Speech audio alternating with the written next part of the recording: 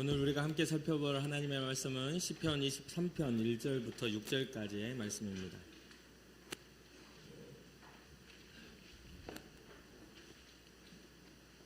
시편 23편 1절부터 6절까지입니다. 한 목소리로 합독하도록 하겠습니다. 여호와는 나의 목자시니 내게 부족함이 없으리로다. 그가 나를 푸른 풀밭에 누이시며 쉴 만한 물가로 인도하시는도다. 내 영혼을 소생시키시고 자기 이름을 위하여 의의 길로 인도하시는도다. 내가 사망의 음침한 골짜기로 다닐지라도 해를 두려워하지 않을 것은 주께서 나와 함께 하심이라. 주의 지팡이와 막대기가 나를 안위하시나이다. 주께서 내 원수의 목전에서 내게 상을 차려주시고 기름을 내 머리에 부으셨으니 내 잔이 넘치나이다. 내 평생의 선하심과 인자하심이 반드시 나를 따르리니 내가 여호와의 집에 영원히 살리로다. 아멘. 지난 한 주간을 은혜롭게 사셨습니까? 어려운 일이 중첩되고 또 우리가 감당하지 못할 일들이 우리의 삶에 다가온다 할지라도 다윗의 그런 신앙과 같이 하나님이 하시는 일들을 기대하고 바라보며 그 일을 하나님이 반전시키시고 또 역전시키시는 것을 믿으며 걸어갈 수 있는 그런 은혜가 여러분과 저에게 있기를 소망해 봅니다.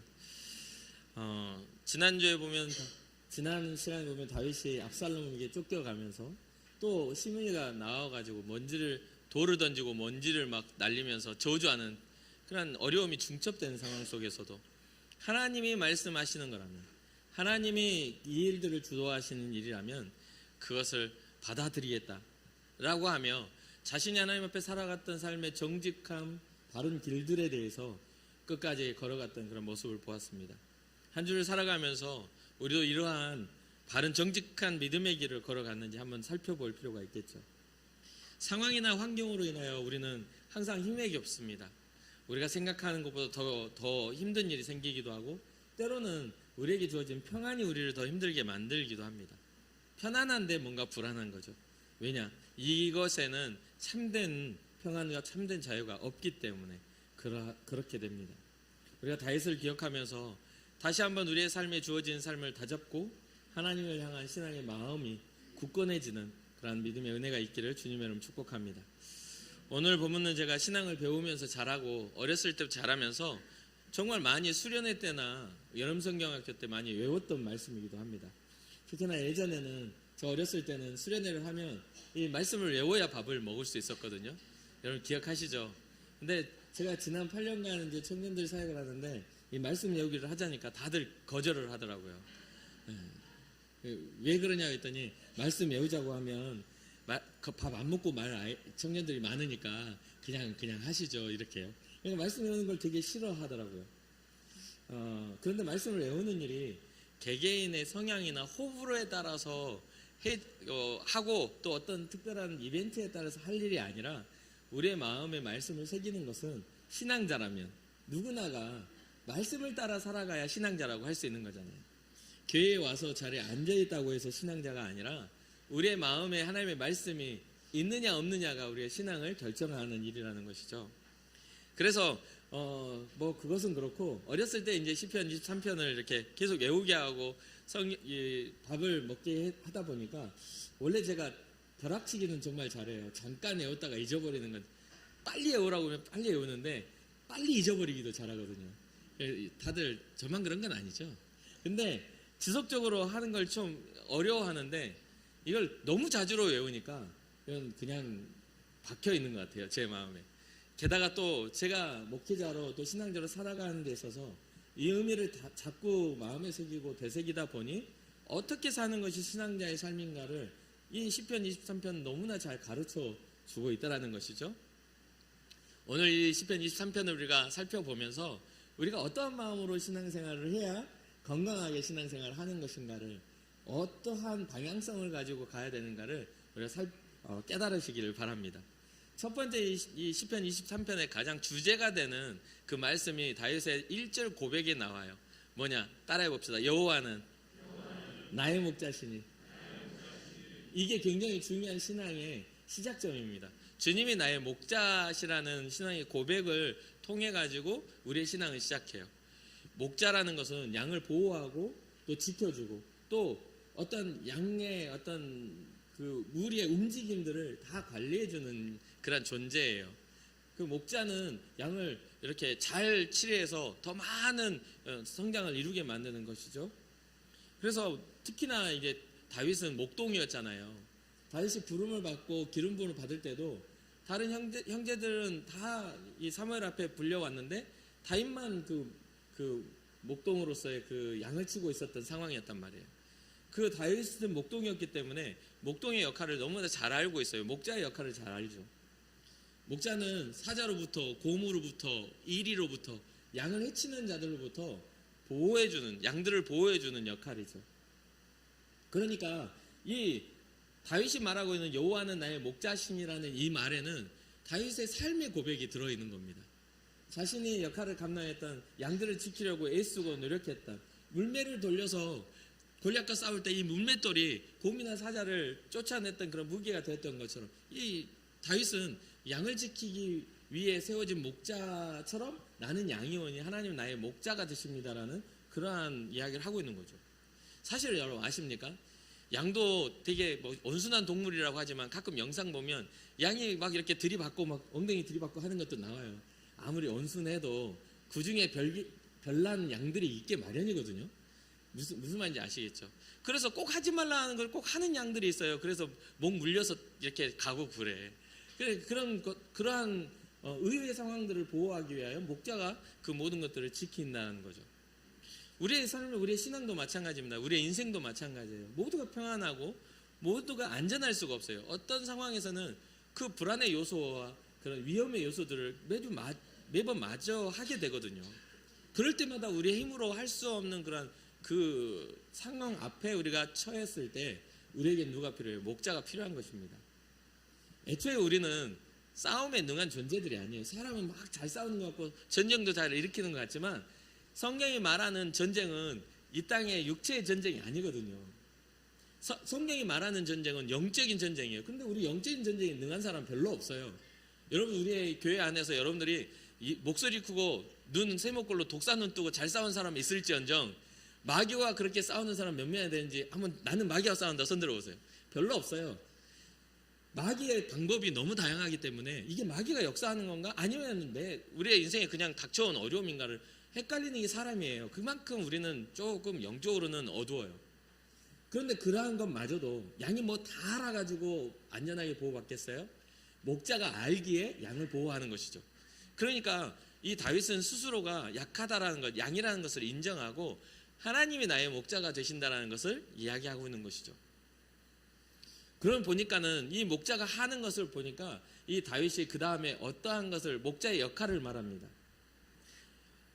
여호와는 나의 목자시니 먼저는 이 다윗의 심정은 부족함이 없다라고 이야기를 해요. 근데 부족함이 없었을까요? 다윗의 삶을 보면요. 부족함이 많아요. 위험도 많고 위기도 많았어요. 그런데 2절을 보니까 그가 나를 푸른 풀밭에 누이시며 쉴 만한 물가로 인도하시는도다. 다윗이 바라보는 이 목자는 자기의 삶을 인도하시는 목자였다는 거예요. 하나님은 나를 인도하시는 목자다. 어디를 향하여? 푸른 풀밭으로. 양은 풀을 뜯어먹고 삽니다. 풀을 먹는다는 것은 배가 고프다는 뜻이에요. 그렇죠? 배가 고파야 아무리 맛있는 게 있어도 배가 너무 부르면 그거 별로 맛있게 안 보여요. 먹고는 싶겠죠. 그런데 이 푸른 풀밭으로 이끌어 가시고 쉴만한 물가가 왜 필요하죠? 피곤하고 목마르기 때문에 필요해요. 인생은 그렇습니다. 푸른 풀밭이 필요하고 쉴만한 물가가 필요해요. 그러한 곳을 이끌어 가시는 참 쉴 수 있고 참 배부를 수 있는 곳으로 이끌어 가시는 이가 하나님이시라는 것을 지금 말해주고 있는 것이죠. 그런데 우리가 정말 이 성경을 바라보고 또 인생을 살아가면서 오해하는 게 뭐냐면 우리가 당장 눈앞에 보이는 배고픔이나 물론 그것도 우리에게 채워주신 분이 맞아요. 당장 우리가 겪고 있는 이 목마름에 대한 그러한 것들이 해결되어지는 것, 배부름이 되고 목마름이 해결되어지는 것이 그러한 것들이 맞습니다. 그런데 성경이 말하고 있는 것은 이 배고픔은 영적인 배고픔이고 이 목마름은 영적인 목마름이에요. 근데 우리는 그것을 육체에만 적용을 하니까 돈 없는 사람은 돈을 주시는 이가 하나님이시고 건강 없는 사람은 건강을 회복하시는 이가 하나님이시고 이 정도 수준으로 본다는 거죠. 근데 돈을 많이 가지고 있어도 뭐 인생에 뭐 200년, 300년, 1000년을 살겠습니까? 그것은 일시적으로 우리에게 주어지는 복입니다. 그건 복이 맞아요. 분명하게 복이에요. 그러나 그 복은 한계가 있다는 거죠. 그래서 우리가 배부름도요. 이게 일시적으로 우리의 삶에 배부름이 오면 나중에 이것이 솟아서 내려가면 배고픔이 찾아오는 게 인생의 법칙이잖아요. 그러면은 이 쉴만한 푸른 풀밭에 누이게 하시고 쉴만한 물가로 인도하시는 이것이 과연 이 다윗이 이야기하는 것은 당장 눈앞에 보여지는 배고픔이나 당장 자기가 처한 현실의 그런 피곤함을 해소하는 것이었던가 이것에 대한 우리는 고민을 할 필요가 있는 것이죠. 여러분들의 삶에 있어서 끊임없는 이러한 삶의 투쟁 속에 살아가겠지만 여기에서 이어지는 3절 말씀을 우리가 이게 깨달아야만이 우리가 다윗이 어떠한 것을 바라봤구나라는 걸 알게 돼요. 3절입니다. 내 영혼을 소생시키시고 자기의 이름을 위하여 의의 길로 인도하시는도다. 인도하시는 목자인데 2절에서도 인도하시는도다, 3절에서도 인도하시는도다예요. 푸른 풀밭에 누이신다는 것, 푸른 풀밭은 양이 뜯어먹을 풍성한 양식과 쓸만한 물가는 그 이스라엘 그런 문화 안에 그 사막 기후와 같은 곳에서 물가로 인도하시는 그런 목마름의 해갈인데 그러한 것에 있어서 그 마지막 종착지가 어디냐 봤더니 나의 영혼의 소생이다라는 거죠. 육체적인 만족이 아니라 영혼이 되살아나는 것. 지금 현재 다윗이 바라보고 있는 것은 삶의 인생의 가치의 문제를 지금 이야기하고 있습니다. 하나님을 만나는 순간 우리의 인생의 가치가 달라지는 거예요. 사람은 누구나 할 것 없이 태어날 때부터 주님이 부르시고 우리의 인생의 그런 시간이 다 할 때까지 수고로이 살 수밖에 없어요. 누구나가 마찬가지입니다. 에너지를 사용하죠. 그런데 그 인생의 종착지에서 우리는 갈라지게 되는데 한 사람은 멸망의 길을, 한 사람은 하나님의 나라 그 회복의 길을 걷게 된다는 거죠. 이 소생되어지는 것은 누구를 위하여? 주님을 위하여. 자기 이름을 위하여 주님의 길, 의의 길로 인도해 가시는 분. 뭐가 이게 주님 앞에 유익이 되는 것일까?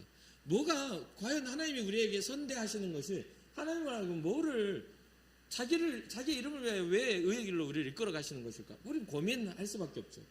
여러분과 하나님, 여러분 삶이 여러분 자신이 하나님과 특별한 관계라고 여기십니까? 미안해요. 어려운 질문을 드렸군요. 저는 굉장히 특별한 관계라고 생각하고 살다 보니 쉽게 질문. 여러분 특별한 관계시잖아요.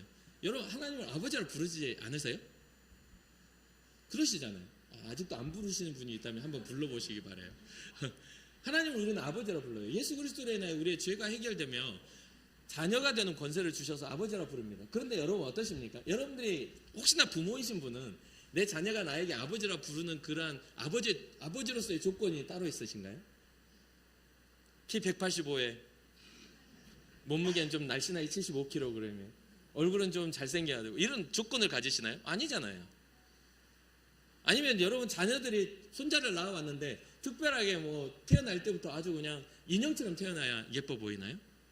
아이고 얘는 보니까 눈을 뜨다 말았네. 얘는 내 손자가 아닌 것 같네. 이렇게 생각할 사람 없을 겁니다. 그렇잖아요. 어떤 조건을 따지지 않아요. 주님이 우리와 관계 안에서도 마찬가지입니다. 주님이 우리를 부르셨을 때는 우리의 모양새를 보고 부르시는 게 아니라 우리의 영화로움, 하나님의 자녀로서의 그 영화로움을 회복하시기 위하여 부르신다는 거죠. 영혼의 소생이 일어난다는 것은요, 어떠한 뜻이냐면 우리의 가치가 창조의 섭리 안으로 죄를 지었던 전으로 돌아가는 걸 의미해요. 영혼이 다시 되살아났다는 것은 우리가 아담과 하와의 죄 이전의 상태로 돌아가는 것을 의미한단 말이에요. 그 말은 뭐냐면 죄가 없다라고 하나님이 바라보며 즐거워하셨을 때로 돌이키기 위하여 하나님이 의의 길로 이끌어 가신다는 거예요. 그래서 예수 그리스도가 이 땅에서 오셔서 우리의 죄를 그럼 다 대신 짊어지신 이유는 우리의 죄 없다 하심으로 인하여 어디로 돌이키려고? 창조의 태초의 창조의 상태로 돌이키시려고. 하나님과의 원수되었던 상태에서 하나님과의 원수가 되지 않았던 곳으로 되돌이키시려고 이렇게 그런 예수 그리스도가 이 땅에 오셨다는 것이죠. 엄청난 큰 가치예요. 그런데 우리의 생각을 보십시오. 한 주를 살아가고 우리가 뭐 우리의 인생을 대면할 때 어쩌면 어떤 사람들은 나 자신을 저주하며 살아가는 사람도 있더라는 거예요. 하나님의 형상이고 하나님이 정말 사랑하셔서 자기의 생명을 아낌없이 우리에게 주셨는데도 나 자신도 나 자신을 잘 귀하게 여기지 않는 정도의 수준을 가지고 매번 자책하고 우울하고 또 그것이 밖으로 하면 누군가에게 원망이 되고 누군가를 해야 하는 어떤 이유가 되는 것들, 이런 상태들이 되니까 굉장히 우리는 굉장히 어떻게 돼요? 영적인 배고픈 상태요, 영적인 목마른 상태에 그 상황에 처해 있는 것이죠. 만족이 없어요. 그런데 하나님은 우리의 목자가 되시면서 푸른 풀밭으로 실만한 물가로 그러면서 우리의 무엇을 소생시켜? 영혼을 소생시킨다는 거예요. 그러니까 사랑하는 성도 여러분, 우리의 어떤 목자 되신 예수님을, 우리 하나님을 바라볼 때에 우리의 목자 되시는 그분을 바라볼 때 우리의 삶의 유익으로 바라보는 그런 1차원적이고 2차원적인 수준 낮은 모습으로 바라보지 않기를 주님을 축복합니다. 그러면서 사제를 보니까 또 이게 믿음의 원리가 이 안에 들어있더라는 거예요. 내가 사망의 음침한 골짜기로 다닐지라도 해를 두려워하지 않을 것은. 그러니까 사망의 음침한 골짜기를 다닌다고 하는데 지금 현재 굉장히 여호와는 나의 목자시니 내게 부족함이 없으리로다 하고 있는데 이 다윗이라는 존재가 부족함 없는 삶을 살았습니까? 아니요. 다윗은요, 사망의 골짜기를 다닌다 할 만큼 많은 적들이 있었고 사울 왕의 위협과 여러 동족의 위협과 또 여러 가지의 상황과 환경 속에서 또 블레셋이나 주변 국가들의 위협 속에 살아갔던 사람이에요. 왕에 오르기까지 굉장한 긴 시간을 고난 중에 살았던 사람입니다. 그래서 자기의 인생을 표현할 때 내가 사망의 음침한 골짜기를 지나는 인생이라고 지금 표현하고 있는 거예요. 여러분들 인생에 있어서 그런 음침한 골짜기에 지나가고 있으신 분이라면 이 다윗의 고백을 통해서 위로받기를 주님으로 축복합니다. 위대한 사람이라도 위대한 왕이라도 음침한 골짜기를 걷게 되더라는 거죠. 인생은 다 똑같아요. 우리는 이 죽음에서 벗어날 수 있는 사람 아무도 없어요. 그래서 로마서 8장에 보면은 그 예수 그리스도로 우리에게 회복된 약속이 뭡니까? 사망의 법에서 생명의 법으로 옮겨주신 것이 예수 그리스도의 이름이라고 로마서 8장 1장에 이야기하지 않습니까? 8장 1절에서 사망의 법에서 생명의 법으로 우리를 옮기셨다라는 거예요. 사망의 음침한 골짜기를 다닌다 할지라도 우리는 주님으로 인하여 어디로? 생명의 길로 걸어갈 수 있는 그런 은혜를 받았던 거죠. 그래서 내가 사망의 음침한 골짜기를 다닐지라도 해를 두려워하지 않을 것은 주의 지팡이와 주께서 나와 함께 하심이라. 주의 지팡이와 막대기가 나를 안위하시나이다. 여러분, 보통 목자들이 이제 우리가 보면은 뭐 성화를 봐도 그러고 뭐 이렇게 달력 같은 데 보면 다 멋진 지팡이 들고 이렇게 양을 끌고 가는 그런 모습들을 우리가 보잖아요. 뭔가 산신령 같은 모습의 그렇잖아요. 평안하게 이렇게. 근데 사실은 이 지팡이는요, 무기예요. 그리고 이 지팡이는 힘겨운 언덕으로 올라갈 때 내 다리에 힘을 지탱해주는 도구에 불과해요. 그런데 이 지팡이가 주님의 지팡이가 되었을 때는 그 능력이에요. 그것은 권세예요. 모세가 들었던 하나님의 지팡이처럼. 그래서 지금 현재 다윗이 말하고 있는 그 지팡이는 주의 지팡이입니다. 주의 막대기예요. 적이 쳐들어오고 이리가 쳐들어오고 사자와 곰이 양을 잡아먹으려 할 때 그 지팡이 능력이 되어 우리를 보호하시는 그런 싸움의 도구가 된다는 거죠. 주님이 목자 되신 주님이 우리와 함께 하신다면 우리는 두려워할 게 없어요. 문제 우리가 두려워하는 이유가 뭐죠? 주님이 나와 함께 계시다는 믿음이 없기 때문에 여러 가지 방법들을 써야 내가 잘 살 수 있어라는 어떤 두려움이 있기 때문에 어떤 노력을 해야 뭔가가 잘 될 수 있어 라고 생각하기 때문에.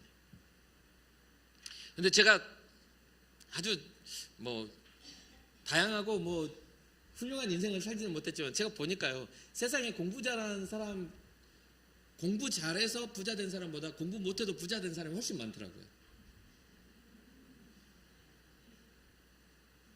공부를 못해도 부자 된 사람은 부자가 되고요, 공부를 잘해도 가난한 사람은 가난하게 돼요. 그러니까 공부가 뭔가 이렇게 가진 능력치가 높아가지고 부자 되는 것보다 그렇지 않는 경우들이 훨씬 많다는 거예요. 근데 우리는 어떻게 생각하죠? 공부를 잘해야 인생을 성공할 거라는 착각을 해요.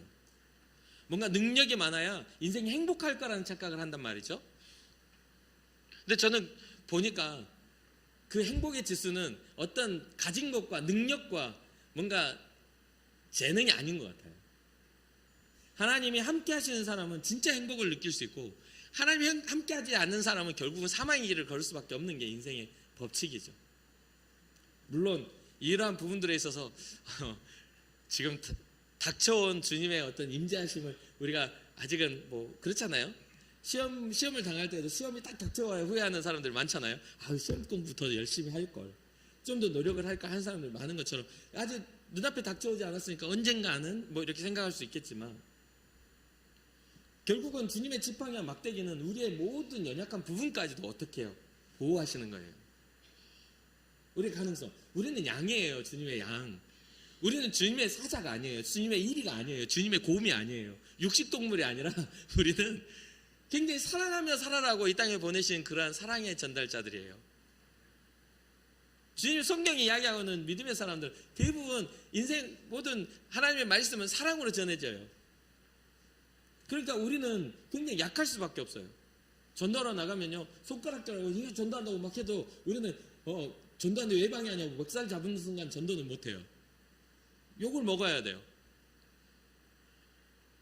그럼 전도했다고 막 전화 와가지고 저한테 그 교회에서 전도 나와가지고 우리 딸 했다고 막 소리치고 막 욕하고 막, 그래도 저는 웃으면서 이야기를 해야 돼요. 좀 흥분을 가라앉히시고요. 이렇게. 저는 뭐 성격이 없어서 그렇게 하겠습니까? 그러니까 세상에서 화내가지고 안 무서운 사람 별로 없어요. 조용하다고 그 사람의 가능성이 낮아지는 게 아니잖아요. 진짜 무서운 거는 요즘에도 가끔 보지만 평상시 조용했던 사람이 큰 일을 저질러 버리는 일들을 주변이 그 사람이 그런 사람이 아닌데 이렇게 평가를 받았던 사람들이 쌓고 또 쌓았다가 한꺼번에 그런 일들을 저지르는 것들을 많이 보잖아요. 그러니까 결국은 하나님의 주도하심 속에 인생의 가치를 깨달으면 우리에게 주어지는 장애와 어려움들이 우리로 하여금 넘어지지 않게 할 텐데, 당장 눈앞에 보여지는 것들에 대한 가치만 가지고 살아가니까 우리에게 주어진 일들이 조금만 이제껏 살아왔던 것보다 더 높은 산이 보여지면 그 산을 넘어갈 힘이 우리 가운데 없어지는 것을 보게 돼요. 여러분들에게 권면해드리는 것은 여러분들의 삶을 지키시고 보호하시는 그 하나님이 여러분과 동행하시기를 주님의 이름으로 축복합니다. 여기서 말하는 것은 첫 번째는 여호와는 나의 목자라고 하시면서 인도하시는 목자라고 이야기해요. 그 다음에 뭐라 하냐면 안위하시며 동행하여 주시는 목자를 이야기해 주고 있어요. 동행하시는 목자. 나의 인생을, 나의 삶을 동행하시며 보호하시는 목자. 그리고 마지막 또 다섯 번째 목자는 뭐냐면 원수의 목전 앞에서도 나를 대접해 주시는 반전의 하나님, 반전의 목자. 그러니까 안전한 곳에서 이리가 오고 사자가 와도 안전한 울타리 안에 보호하심 안에 있으면 그게 두렵지 않다는 거죠. 5절입니다. 주께서 내 원수의 목전에서 내게 상을 차려주시고 기름을 내 머리에 부으셨으니 내 잔이 넘치나이다. 안전해요. 펄펄 붓고 얼레리 꼴레리 하고 먹어도 상관이 없어. 근데 바로 앞에 보호하심이 딱 떠나고 바로 앞에 딱 대면해가지고 당장에 이제 잡아먹게 생겼으면 발발 떨겠죠. 발발 떨지 않겠습니까? 그러니까 보호자가 있느냐 없느냐가 굉장히 커요. 보호자가 있느냐 없느냐. 여러분들의 삶에 하나님이 보호자가 되셔서 그 어떠한 원수도 여러분을 해하지 못할 은혜를 얻기를 주님으로 축복합니다. 그리고 그 원수의 목전 앞에서 주님이 상을 차려주시며 괜찮다 하시며 힘을 주시며 위로하시는 은혜가 있기를 주님으로 축복합니다. 그리고 기름을 머리에 바른다는 것은 고대 근동에서는 귀한 사람이 집에 찾아왔을 때 그 머리에 기름을 바르며 축복했던 그런 것들이 있거든요. 근데 여기에서는 뭐 기름을 머리에 부으셨으니 하면은 굉장히 그 영광의 자리, 왕의 자리에 올라갈 갈 때에나 또 제사장의 직분을 받을 때 기름을 머리에 부었잖아요. 그런 것처럼 존귀하게 하고 영광의 자리에 세우시는 것이 하나님이시라고 고백하는 것이죠. 그러니 주님이 내 머리에 기름을 부으시니 내 잔은 넘쳐납니다. 내게 부족함이 없다라는 것에서부터 더 넘어가서 넘쳐나는 것이죠. 그러면서 이 다윗은 내 평생에 라고 하면서 자기의 인생을 함축합니다. 내 평생에, 나의 삶의 평생에 선하심과 인자하심이, 하나님의 그 선하심, 자기를 구원하시는 그 하나님의 선대하심과 자기를 사랑하는 그 인자하심이 반드시 나를 따르리니 내가 여호와의 집에 영원히 살겠습니다라는 그러한 고백을 하죠. 결국 인생의 끝에 어디에 여호와의 집이라는 하나님의 나라를 뜻합니다. 하나님의 나라, 하나님의 백성으로서의 영원함을 얻을 수 있는 그것에 대한 소망이 있는 것이죠. 사랑하는 성도 여러분, 우리는 좀 오해를 빼고 이해를 해야 돼요. 다윗의 인생은 위태로웠어요. 아니 편안하니까 뭐 왕이었으니까 할 그러한 이 노래와 찬양이 아니에요. 위태로웠어요. 근데 그 위태로움을 지키시니까 하나님이심을 믿는 믿음이 있었어요. 다윗에게는 죽음이 바로 가까웠어요. 사울 왕이 죽이려고 하고 주변에 그 다윗의 삶에는 전쟁이 끊어지지 않죠. 피 흘림이 많은 왕이라 자기의 소망대로 할 수 없을 만큼, 성전을 짓지 못할 만큼 피 흘림이 끊어지지 않는 전쟁의 왕이기도 해요. 그리고 전쟁이 많다는 것은 다윗에게는 적이 많다는 뜻이기도 합니다. 이런 모든 문제들 하나하나가 아주 위태롭고 위험한 문제를 내포하고 있어요. 하나만 삐끗거려도 모든 삶의 배경이 무너질 수밖에 없는 그러한 것이죠. 그런데 다윗이 왜 든든하게 세워졌습니까? 그것은 하나님께 그 모든 것을 맡기고 그 문제보다 크신 하나님을 바라보았기 때문입니다. 어쩌면 신앙적으로 이 다윗을 해석할 때 세상적인 합리적인 이성적인 그런 삶을 살아가는 사람들에게는 다윗의 모습은 특수성이 있지 않냐, 다윗의 모습을 보면 다윗이니까 그랬겠지라고 생각하는 마음이 있을 수도 있겠어요. 어쩌면 어떤 사람에게는 미련해 보이죠. 당장 그 일을 해결할 수 있는 방법이 이 앞에 있는데 왜 다윗처럼 그렇게 바라고 있어? 먼저 움직이고 성실하게 하고 그걸 해결할 그런 열심히 노력하면 되지라고 생각할 수도 있어요. 그거는 기본적인 거죠. 삶의 대면한 문제를 해결하려는 성실은 모든 사람이 갖춰야 될 기본적인 삶의 자세입니다. 그러나 사랑하는 성도 여러분, 우리가 마주했을 때 우리의 노력으로도 되지 않는 부분들이 생겨나잖아요. 마주 대했을 때 우리의 힘으로는 극복하지 못할 굉장히 높은 벽이 우리를 가로막을 때가 있잖아요. 저도 그러한 경우들을 많이 경험했거든요. 삶에 있어서 목표를 하다가도 그 막혀진 담처럼 정말 인생을 다 허비하고 죽을 것 같은 그러한 때를 맞이하기도 하고, 자녀를 키우다가도 이걸 어떻게 하지? 이걸 어떻게 해야 되지? 혼자서 정말 새벽 기도하면서 눈물을 흘렸을 때도 많습니다. 우리 자녀들은 잘 모르겠지만 자기네들은 다 자기가 잘해서 잘 큰 줄 알지만 그 키우다 보면은 이것이 병신인가? 왜 이렇게 이상한 짓을 하지? 하고 생각하는 때도 많았어요. 뭔가 이상하게 태어났나? 라고 생각할 때도요. 그래서 기도하고 엎드려서 아내랑 심각하게 밤늦게까지 서로 논의하고 이를 위해서 기도하죠. 작정한 때도 많았습니다. 그게 우리가 할 수 없는 일들인 거죠. 오늘날의 여러 가지 사회적 문제 가운데 뭐 교사들이나 이런 이야기들도 마찬가지고요. 교권을 신장했더니 자녀들이 괴롭고, 자녀들의 권리를 신장했더니 교사들이 괴롭고, 그거 당연한 거 아닙니까? 여러분 어렸을 때 선생님들한테 많이 맞고 자라지 않으셨습니까? 그럼 집에 오면은 선생님한테 맞고 오면은 그 선생님하고 손 걷어붙이고 쫓아가는 부모님들이 그 옛날에는 별로 없었어요. 있었기도 하지만 저희 부모님은 저희 학교에는 없었어요. 그래서 제가 얼마나 많이 맞았는지 이 허벅지에 군대를 갈 때까지 호랑이 타이거 무늬가 생겼어요. 추워지면 그 부분이 파랗게 일어나는 거예요. 그 부분이 자국이 나는 거예요. 얼마나 많이 맞았는지. 근데 지금 그 선생님 저 안 미워하거든요. 그건 원망도 없어요. 근데 그렇게 배웠어 저는.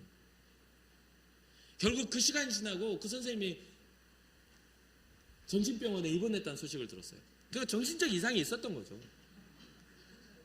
그만큼 많이 맞은 겁니다. 그런데도 저희 부모님은 그게 너에게 주어진 너의 사회라고 이야기를 했어요. 네가 극복해야 될 삶에 뭐 위로를 했죠. 당연히 사랑이 아이고 아프지 약 발라주고 하지만 그것을 누군가의 원망으로 돌리지 않았다는 거죠. 근데 오늘날의 세상은요, 내일에 대해서는 누군가의 원망하는 게 쉬워진 세상이에요. 그건 어떤 패턴이냐면 아담과 하와가 죄를 범하고 그 잘못을 남에게 탓하는 것과 같은 패턴입니다. 죄의 모양이기도 해요. 그래서 여러분, 뭐가 잘했다 잘못했다를 말하고 싶어서가 아니에요. 교권이 신장되면 아이들이 괴로워지고 아이들의 그런 권리가 신장이 되면 교권이 무너지는 게 이게 당연한 이치예요. 그러면 균형을 맞춰야 되는 거겠죠. 합리적인 균형을 찾아가는데 왜 그게 균형이 찾아가지지 않을까요? 각자가 갖는 이익의 것들을 포기하지 않기 때문입니다. 내가 더 편하기 위한 그런 마음들. 저는 어렸을 때 그렇게 무서운 선생님도 있었지만요, 정말 헌신적인 선생님도 있었어요. 지금도 기억나며 그분을 생각하면 흐뭇하게 웃음 짓는. 그런데요, 어렸을 때 선생님들 보면 안 때리는 선생님보다 때리는 선생님이 훨씬 많았어요. 열에 9분 때렸어요. 지금은 학교 가면 때리는 선생님을 찾기가 어려워요. 열에 열은 못 때려요. 오히려 아이들이 선생님을 조롱하죠. 그래서 그게 지금 교권에 대한 이야기가 나오고 있는 거잖아요. 그런데 조금만 더 거슬러서 여러분들의 기억을 조금만 앞으로 좀 몇 년, 한 10년 안에, 한 20년에 거슬러 올라가 보세요. 그러면 무슨 이야기가 나와요? 선생님들의 폐악이 나오지 않습니까? 기억 속에서요. 돌고 도는 어떤 상황 속이에요. 어떤 게 잘못되고 잘했고를 떠나서 우리의 지금의 사회적인 현상들을 우리가 바르게 회복하는 그런 정서가 흘러가야 되는데, 우리는 그 바른 것에 대한 것보다 서로의 이권에 대한 것만 바라보고 있다는 것이죠. 신앙은 그렇습니다. 우리는 신앙은요, 우리의 눈앞에 보여지는 문제 해결의 부분이 돼서는 안 돼요. 하나님과 나와의 관계의 개선이 돼야 되는 것이죠. 관계의 개선이 돼야 돼요. 교사는 교사로서의 사랑할 수 있는 교사, 존중받고 존경받을 수 있는 교사가 될 것이며, 학생은 가르침을 받는데 합당한 그런 가르침 자세를 갖출 수 있는 것입니다. 그런데 봤더니 개인의 자질의 문제가 너무 많이 차지하더라는 거예요. 신앙과 같이 다윗의 믿음의 자질이 성경에 기록되어 있는 위대함으로 표현되어지듯이 교회 안에서도 개인적인 신앙의, 하나님을 향한 신앙의 그런 고백이 우리의 신앙의 길을 결정하더라는 거예요. 이 땅에 수많은 목회자들이 있어요. 이 땅에 수많은 장로님들이 있고, 이 땅에 수많은 집사님들이 있어요. 이 땅에 수많은 권사님들이 있습니다. 여러분들 어떠한 상을 그리고 살아가십니까? 저는 목사로서 목회자의 상을 그려요. 성경의 말씀을 일각해서. 여러분들은 장로로서, 그리고 안수집사로서, 권사로서, 집사로서 어떤 상을 그리고 바르다, 교회다라고 말할 수가 있냐 이 말이죠. 우리 주님은 우리가 신앙자라면 우리의 평생에 선하심과 주님의 인자하심을 반드시 따라올 수 있는 사람이 돼야 되지 않겠냐 이 말이에요. 삶의 어려움과 역경과 그러한 조건적인 것들을 더 뛰어넘어 하나님이 정말 나에게 일하셔서 내 인생의 광야가 주님이 기뻐하셔서 길을 내주시고, 내 인생의 목마름이 주님이 기뻐하셔서 내 눈앞에서 강물을 내시는 그러한 은혜를 경험해야 되지 않겠냐 이 말이에요. 묻어가지 마세요. 교회의 덩어리로 묻어가면 안 돼요. 우리의 신앙이 주님께 올려드리는 그런 은혜가 돼야 된다는 거죠. 말씀을 마무리를 맺겠습니다. 참 목자이신 예수님으로 인해 우리에게 주어진 것들이 좀 굉장히 달라졌어요. 성경의 요한복음 10장에 보면 나는 선한 목자라 라고 하시면서 이런 말씀을 하세요. 나는 선한 목자라. 나는 내 양을 알고 양도 나를 안다 라고요. 여러분 주님을 아십니까? 아니면 주님이 아시는 삶을 살고 계십니까? 정말 고민해 보셔야 돼요. 주님이 내 앞을 지나가도 못 알아보는 눈을 가지고 있으면 안 돼요. 아, 나 예수님 본 적이 없는데요. 저도 본 적 없어요. 2000년 전에 하늘로 올라가신 후에 특별한 사람들에게만 자신을 나타내시고 계시하셔서 보여주셨을 수는 있어요. 그런데 대부분의 100에 1명, 아니 1000에 1명, 만에 1명은 주님을 기도 중에 만나고 환상 중에 볼 수도 있겠죠. 그러나 대부분의 10,000명 중에 9,999명은 주님을 못 보고 주님을 믿잖아요. 예수님이 어떻게 생기셨는지 알고 믿으십니까? 성화로 그려진 거 말고. 근데 안다라고 표현을 해요. 나도 내 양을 알고 내 양도 나를 안다. 성경에는 주님을 아는 방법들이 몇 가지 적어져 있어요. 주님을 아는 방법들. 어떤 것들이죠? 가난한 자를 돌보고 고아와 과부들을 대신하여 신원하고, 선한 삶의 추구를 가진 사람들이 주님을 안다라고 표현을 합니다. 구원이 이루어지는 것들에 대해서 보세요. 그 원리를 보시라는 거예요. 자기 스스로만 배부르며 살아가는 사람들을 주님은 믿음의 사람이라고 하지 않습니다. 아, 네가 다 지켰구나. 그럼 너의 그것을 팔아? 가난한 자들에 나눠줄래? 그럼 그리고 나를 따라올래? 나의 제자가 될래? 근심하게 되죠. 그런 부분들에 대해서 알 수가 있는 것이죠. 또 여러 가지가 있겠습니다. 여러분 삶에서 주님 알아볼 만한, 여러분들 믿음의 방향성 속에서 믿음의 선한 삶을 추구하다 보면 주께서 여러분들 말씀하실 게 있으실 거예요. 그런 것들 알아볼 줄 아는 사람. 그 말은 뭐냐면 주님이 주시는 감동을 믿음으로 반응할 수 있는 삶. 주님이 주시면 외면하는 게 아니라 아, 그건 좀 어려울 것 같은데요, 주님. 잠시 뒤로 밀어놓으시죠 하지 않고 아멘으로 순종할 수 있는 사람. 그래서 신앙은 믿음의 고백에서부터 시작합니다. 오늘 다윗의 시편을 통해서 우리가 고백해야 할 고백은 무엇입니까? 여호와는 나의 목자십니다. 그리고 나는 주님의 기르는 어린 양이지요. 그러려면 어떻게 해야 돼요? 기르는 양이 되면 성장해야 돼요. 성숙해야 돼요. 더 깊은 가치를 알아가야 하고 부모의 근심을 떨쳐내는 것은 그 자녀가 성장하여 성숙해져 갈 때 그 부모의 근심은 없어져 가죠. 우리는 주님의 근심거리가 아니라 주님의 자랑거리가 돼야 되는 것이죠. 그래서 자기의 이름을 위하여 네 아버지 누구시냐? 라고 했을 때 우리 아버지 누구신데요? 아유, 훌륭하게 키웠구나 자녀를. 이래야 되는데 네 아버지 누구시냐? 내가 하나님이 우리 아버지. 와, 진짜 이렇게 돼서는 안 되는 거죠. 사랑하는 성도 여러분, 한 주간 또 주어지는 삶 속에서 하나님 자녀된, 하나님의 기르시는 어린 양이 되는 그런 삶을 살아가며 주님이 지켜보시며 이리와 또한 어떤 마귀의 그런 어떤 공격 속에서 여러분을 지키시는 은혜가 있기를 주님의 이름으로 축복합니다. 베드로는 이렇게 이야기를 해요. 근신하라 깨어라 너희들 중 마귀가 우는 사자같이 두루다니며 삼킬 자를 찾나니. 마귀에게 우리는 삼킬 대상이에요. 마귀는 우리를 넘어뜨릴 대상이에요. 근데 잘 보세요. 여기 마지막 제가 여러분들한테 믿음의 원리를 가르쳐 드리고 마무리를 하려는데, 마귀가 넘어뜨리려고 했던 욥기를 보면 마귀가 소유를 다 빼앗아 갑니다. 자녀들도 죽음에 이릅니다. 아내도 떠나갑니다. 그 다음에 건강도 이뤄집니다. 죽음의 어떤 위기가 있어요. 근데 거기에서 마귀가 요구했던 건 뭐죠? 하나님을 저주하라. 하나님을 욕하라. 무너짐이라는 것은 내 소유를 빼앗기고 내 소유가 사라지는 게 아니에요. 하나님을 향한 신뢰가 사라지는 거예요. 마귀의 요구는, 마귀가 우리를 삼키려고 하는 것은 우리의 믿음을 빼앗으려고 하는 겁니다.